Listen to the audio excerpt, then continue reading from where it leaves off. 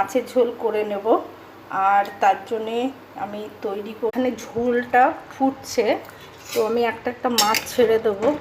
আর আলুটা একটু সেদ্ধ হয়েছে কিনা দেখে নেব।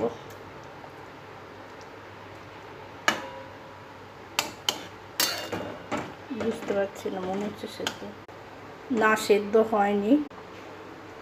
একটা মাছ নিয়ে এখানে দিয়ে দেবো।